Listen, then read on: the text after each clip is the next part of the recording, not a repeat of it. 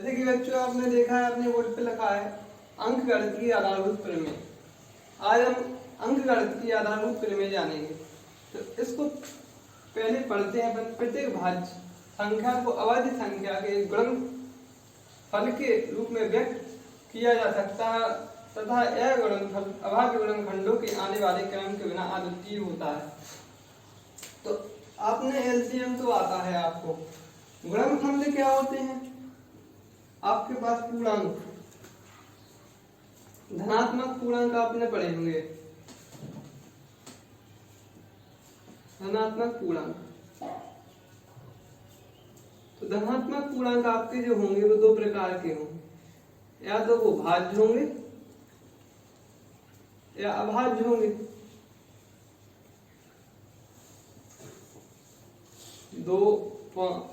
भाज्य में आपके आएंगे, भाज्य में आएंगे 4 होगा, 6 होगा, 8 होगा, 12 होगा, 9 होगा। अभाज्य में 2, 3, 5, 7, 11 आदि। तो धनात्मक पूर्णांक आपके दो प्रकार के होते हैं, एक भाज्य तो दूसरे अभाज्य। अब इसके आगे हम जानते हैं कि आपकी प्रमेय क्या है। आपने अक्सर ये पढ़ा होगा कि आप में एलसीएम तो जाना होगा। गुणनखंड क्या होते हैं? गुणज। अपन ने कहा 540 के गुणज निकालो। कैसे निकालेंगे? 2 दूनी 4, 2 सत्ते 14, 2 पंच 10। फिर ये आपका किससे कटेगा? 5 से कटेगा। 5 25 और 5 25, 5 एकम 5, 5 एकम 5, 11 एकम 11। तो इसको हम कैसे लिख सकते हैं? 540 के गुणनखंड क्या हो जाएंगे? गुणज क्या हो जाएंगे आपके? तो 540 के गुणज होंगे आपके 2 गुणे 5 गुणे 5 गुणे 11। तो 2 गुणे 5 को क्या लिख सकते हैं अपन? 5 की घात 2 गुणे 11। तो हमने कहा आपके पास 540 के गुणज ये हैं, इसको अपन ने एलसीएम से निकाल लिया है। लेकिन क्या है, आगे अपन दूसरी संख्या देखते हैं। अपने पास है एक 760, 2 तिया 6, 2 अट्ठे 16, 0 का 0, 2 एकम 2, 2 नौ 18, 2 पंचे 10, 5 ती 15। अब ये आपका 3 से विभाज्य हो जाएगा, सॉरी 3 6 18, 3 5 15, 5 एकम 5, 5 ती 15, 13 एकम 13। तो इसको अपन कैसा लिख सकते हैं? 2 गुणे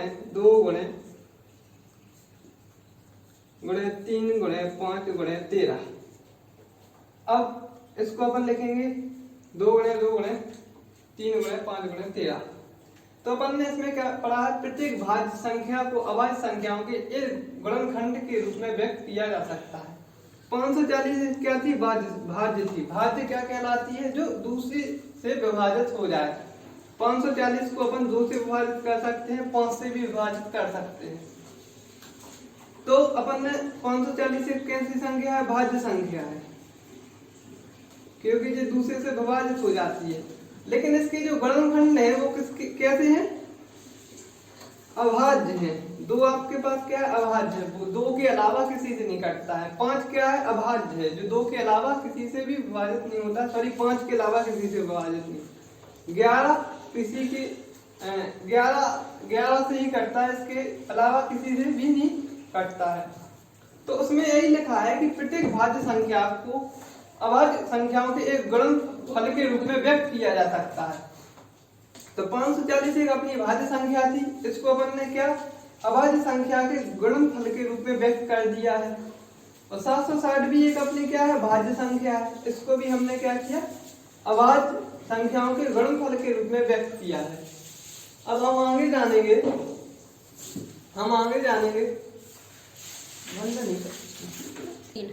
अब, लेकिन इसके आगे लिखा था यह गुणनखंडन अभाज्य गुणनखंडों के आने वाले क्रम के बिना अद्वितीय होते हैं। इनमें कहा है यदि ये इस क्रम में ना हो तो अद्वितीय होंगे।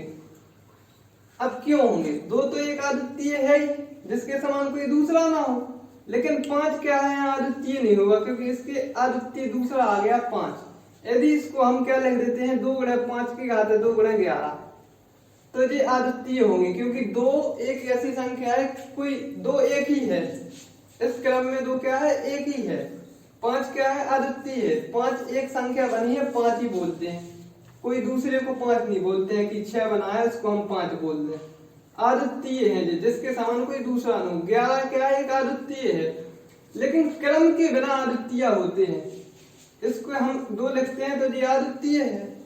यदि हम क्रम में लिख देते हैं 2 गुणे 2, यहाँ अद्वितीय क्यों नहीं होगा, क्योंकि यहाँ 2 2 आ गए हैं, एक जे है और एक जे है, तो ये एक था, लेकिन एक होगा जब अद्वितीय माना जाएगा। यदि हम इसको ऐसा लिख देते हैं 2 गुणे 2 की घात है 2 गुणे 3 गुणे 5 गुणे 13, तो यहाँ प्रत्येक पूर्णांक क्या होगा अद्वितीय होगा। अद्वितीय यानी जिसके समान कोई दूसरा ना हो। अब 2 की घात है 2 है एक ही है, 3 एक ही है जिसके समान कोई दूसरा नहीं आया है, 5 है 5 एक ही बार आया, 13 एक ही बार आया, अद्वितीय है। तो अपन ने अंक गणित की आधारभूत प्रमेय समझ ली है। एक बार और अपन शॉर्ट में समझ लेते हैं कि प्रत्येक भाज्य संख्या को अभाज्य संख्याओं के एक गुणनफल के रूप में व्यक्त किया जा सकता है। तो आपके पास 540 और 760 एक क्या थी भाज्य संख्या थी। अब इसको अपन ने अभाज्य यानी जो नंबर किसी से भी विभाजित ना हो, 2 किसी से विभाजित नहीं होता है, ना ही 5 ना ही 11, तो इन्हीं के रूप में व्यक्त कर सकते हैं हम। इसी प्रकार से हमने इसको किया है। तथा उसके जो गुणनखंड होंगे, गुणनखंड वाली संख्या होंगी वो अद्वितीय होंगी, लेकिन क्रम को छोड़कर। इस क्रम में लिखी है तो अद्वितीय नहीं है, इसमें लिख दे तो अद्वितीय है, अपन इनको बाहर लिख दें 2, 5, 11 ऐसा लिख देंगे तो अद्वितीय होंगी आपकी, या क्रम में ऐसा लिखा होना चाहिए तो अद्वितीय होंगी। क्रम के बिना अद्वितीय होती हैं, यदि जे क्रम छोड़ दें वो तो वो अद्वितीय होती हैं, क्योंकि अद्वितीय यानी कोई जिसके समान कोई दूसरा ना हो। अब 2, 5, 11 3 संख्या है, अब 2 के अलावा 2 कोई और आया क्या, नहीं आया, इसलिए वो अद्वितीय है। तो इसके आगे हम अब एक्सरसाइज के पहले कुछ और इसका बेसिक कर लेते हैं। तो अब जानते हैं, अब हम जानेंगे एचसीएफ और एलसीएम निकालना। एचसीएफ और एलसीएम एक साथ कैसे निकलेंगे। तो एचसीएफ और एलसीएम, इसके पहले हम दोनों के गुणनखंड करेंगे, अभाज्य गुणनखंड। तो 2 से 16 बाहर में, 2 से 8 बाहर में, 2 से तो 2 एकम 2 2 छिक्के बाहर, 2 8 16, 2 4 8, 2 2 4, 2 एकम 2, तो 32 के अपने अभाज्य गुणनखंड क्या हुए 2 गुणे 2 गुणे 2 गुणे 2 गुणे 2 116, 2 पंचे 10, 2 अट्ठे 16, 2 चौक 2 दूनी 4, 2 नम 18, 2 दूनी 4, 2 नम 18, 29 आ गया। अब 29 किसी से नहीं कटेगा तो 29 एगा 29। तो 116 के अभाज्य गुणनखंड क्या होंगे 2 गुणे 2 गुणे 29, 2 गुणे 2 गुणे 29, 2 गुणे 2 गुणे 29, तो 116। अब यहाँ आप क्या करेंगे, इनकी घातों में लिख लेंगे अपन। तो क्या लिख लेंगे अपन, 2 की घात 5, 1 2 3 4 5, यहाँ 2 की घात 2 गुणे 29। अब अपन ने एचसीएफ में क्या पढ़ा है कि संख्याओं में प्रत्येक अभाज्य गुणनखंड की सबसे छोटी घात, संख्याओं में प्रत्येक अभाज्य गुणनखंड की सबसे छोटी घात का गुणनखंड। तो अपन को संख्याओं में प्रत्येक अभाज्य उधर लिखना है उभयनिष्ठ अभाज्य गुणनखंड, उभयनिष्ठ यहाँ लिखना है उभयनिष्ठ। उभयनिष्ठ बहुत ही जरूरी है। उभयनिष्ठ, उभयनिष्ठ यानी दोनों में हो, उभय यानी दोनों में हो। तो उभयनिष्ठ अभाज्य होना चाहिए गुणनखंड सबसे छोटी घात का। अब सबसे छोटी घात है उभय यानी दोनों में होना चाहिए, तो 2 इसमें है 2 में इसमें है।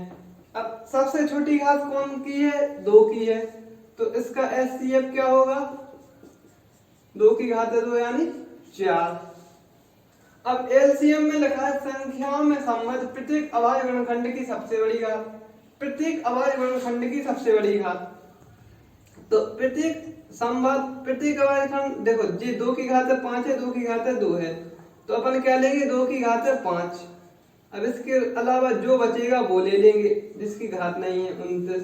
तो 2 की घात है 5 यानी 32।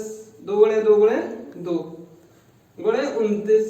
तो 9 दूनी 18, एक कैरी 9 दूनी 18, एक 9 दी 27, एक 28, 2 दूनी 4, 2 तिया 6, 8 8 4 12, 6 2 8 1 9। तो इसका एलसीएम आ गया आपका 928। अपन को पहले एक बार और समझते हैं। अपन को एचसीएफ में सबसे छोटी घात जो उभयनिष्ठ अभाज्य गुणनखंड की सबसे छोटी घात को ज्ञात करना है। तो इधर आपकी उभयनिष्ठ था, कौन था उभयनिष्ठ? जो दोनों में हो सबसे पहले तो आपको देखना है।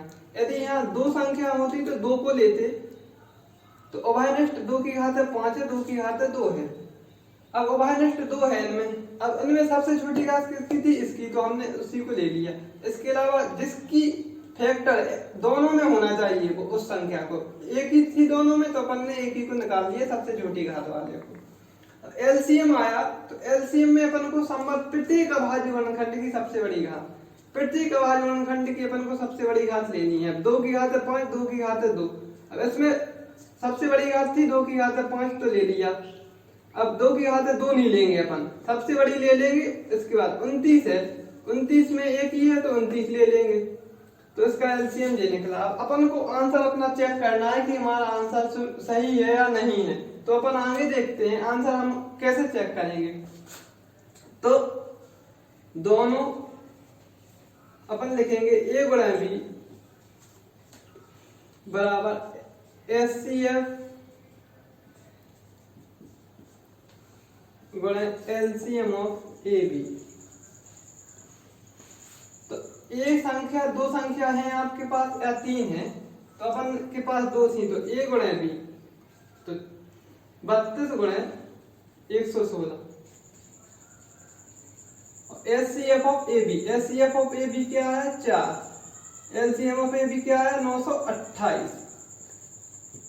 ठीक है, अब इन दोनों का बराबर होना चाहिए। तो 2 छक्के 12, 2 एकम 2 1 3, 2 एकम 2, 3 18 की 8, एक कैरी 3 एकम 3, 1 4, 3 एकम 3। यहाँ आपका आया 2 8 3 11, 4 2 6 1 7 3 37 112। अब इसके बराबर क्या आएगा? अपन इसको करते हैं 4, 4 को इस साइड लिख लेते हैं। माना कि 4 32 की 2, 4 दूनी 8, 9 10 11। अब 4 9 36 और 1 37, 3712। तो दोनों का बराबर आया, इसका मतलब हमारा उत्तर सही है। दोनों का अपन क्या आया बराबर 37 12। तो अपन को चेक करना है तो अपन ऐसा चेक करेंगे ए गुणा बी, दोनों संख्याओं का गुणा बराबर दोनों संख्याओं का महत्तम समापवर्तक गुणे दोनों संख्याओं का लघुत्तम समापवर्तक। अब हम आगे इस 1.2 प्रश्नावली के प्रश्न हल करेंगे आगे भाई साहब। अब हम प्रश्नावली 1.2 को हल करेंगे, जिसमें अपना प्रश्न है निम्नलिखित संख्याओं की अभाज्य गुणनखंड निकालिए। अभाज्य गुणनखंड अपन ने सीख लिए कैसे निकालेंगे। एलसीएम करेंगे सीधा। 2 7 14, 0 का 0, 2 3 6 2 5 10, 5 7 35, 7 एकम 7। तो 140 के अभाज्य गुणनखंड क्या हो गया आपके? 2 की घात है 2 गुणा 5 गुणा 7। अब इसके आगे हम देखेंगे 156 के अभाज्य गुणनखंड। तो 2 7 14, 2 8 16, 2 3 6 2 9 18, 3 एकम 3 3 या 9, 13 एकम 13। तो 156 की आपके अभाज्य गुणनखंड क्या होंगे? 2 की घात है 2 गुणे 3 गुणे 13, 2 गुणे 2 गुणे 3 गुणे 13।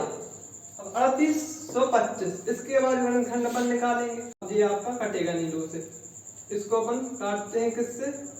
3 से। देखते हैं 3 से कटता है क्या? नहीं। 3 एकम 3, 3 दूनी 6, 3 से कट जाएगा। 3 एकम 3, 3 दूनी 6।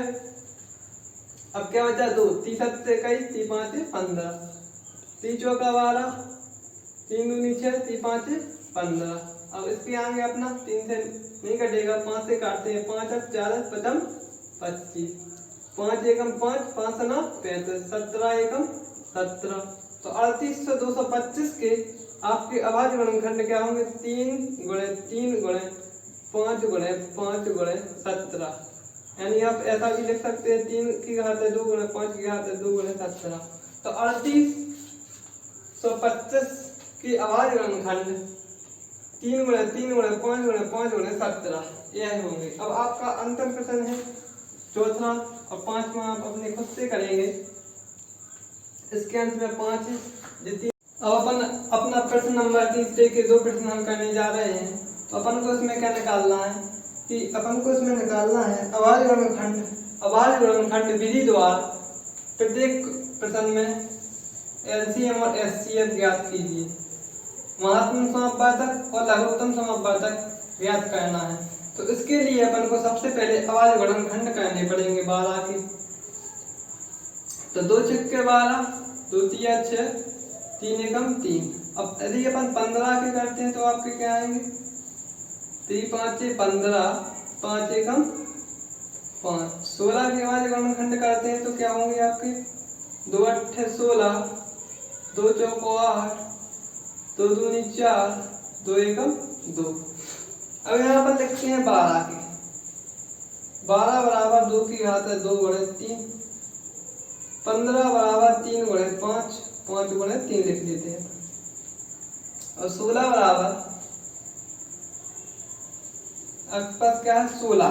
तो 16 बराबर आप लिख लेंगे आप 12 15 21 है, सॉरी यहाँ आपका 12 15 21।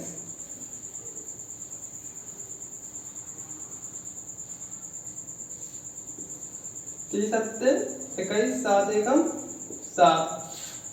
तो इसके अभाज्य गुणनखंड क्या हो जाएगा इसके आपके? 3 गुणे 7। अब यहाँ आपकी एचसीएफ क्या होता है? एचसीएफ आपका होता है अभाज्यनिष्ठ गुणनखंड की सबसे छोटी का। अभाज्यनिष्ठ तीनों में क्या है? 3 है, तीनों पे घात समान है, इसलिए आपका एचसीएफ क्या होगा? आपका एचसीएफ 3 होगा। एलसीएम होता है प्रत्येक गुणनखंड की सबसे बड़ी घात 3 है। सबसे पहले तो 3 ही आएगा क्योंकि इस पे 1 की घात, फिर 2 की घात 2 यानी 4, फिर 5, फिर 7। कॉमन के बाद जो भी बचते हैं उनको अपन पूरे को गुणा में लिख लेते हैं। आपका कॉमन 3 था, उसकी सबसे बड़ी घात 1 ही थी, तो अपन ने 1 3 लिया जो तीनों में था। लेकिन इसके अलावा जो इसमें है वो भी लेंगे, इसमें है वो भी लेंगे, इसमें है वो भी लेंगे। 4 3 12 गुणे 5 गुणे 7, 12 5 60 गुणे 7 यानी 420। 7 0 0 7 6 42। अपना अगला प्रश्न है 17 23 29। 17 के अपन करते हैं तो 17 एकम 17, 23 एकम 23, 29 एकम 29। 17 के गुणनखंड क्या है आपके? 17 आया। 23 का क्या आया आपका? 23 आया।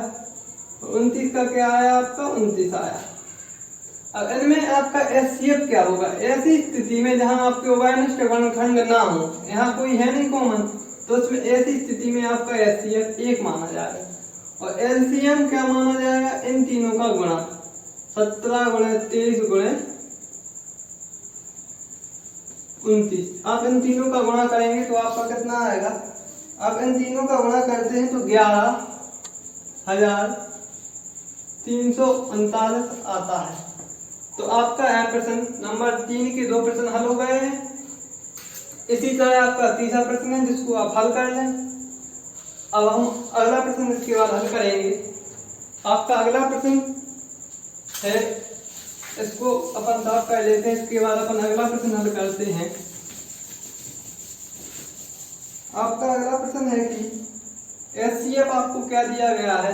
एचसीएफ आपको दिया गया है 306 और 657 का एचसीएफ आपको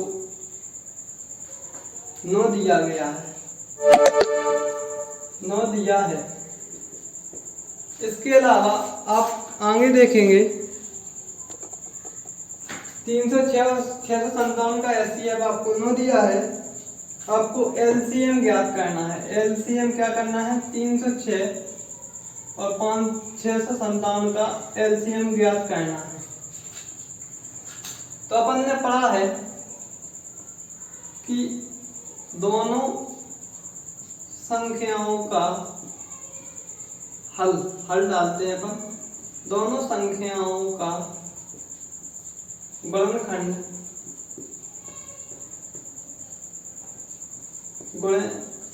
बराबर LCM गुणे HCF। दोनों संख्याएं यहाँ A और B हैं। A क्या है? 306, 657 क्या है? B। तो 657 गुणे 306 बराबर LCM आपको निकालना है। HCF आपका क्या है? 9। LCM निकालना है, HCF क्या है? 9। 657 गुणे 306, 9 को इस साइड लाएंगे आप, बटे भाग में आएगा LCM बराबर। अब इसको 9 से कौन नंबर कटता है? 9 से आप इसको काटती हैं तो 9 × 27, 3 बचा, 9 चौको 36। 657 से आप 34 का गुणा करेंगे, आपका उत्तर आ जाएगा 4 7 28 की 8 2 कैरी 4 5 20 21 22 की 2 कैरी 4 3 24 25 26 30 7 21 की 1 2 कैरी 3 5 15 16 17 की 7 1 कैरी 3 6 18 1 19 8 2 1 3 7 6 13 9 1 10 11 1 12 और 1 और 1 2, तो 22,338 आपका LCM आता है। तो LCM बराबर 22,338 2 2 3 3 8। तो अपन ने देखा प्रश्न आपके पास था HCF 306 और 657 का 9 दिया गया था। LCM आपको ज्ञात करना था। आपने सिंपल सा फॉर्मूला पढ़ा है, A गुणे B बराबर HCF of A and B into LCM of AB।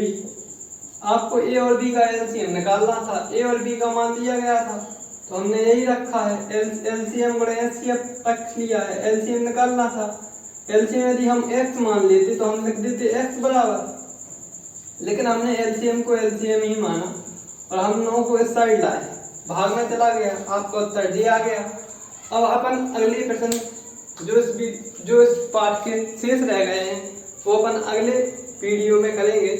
अगर वीडियो पसंद आए तो वीडियो को लाइक, चैनल को सब्सक्राइब और वीडियो को शेयर जरूर करें।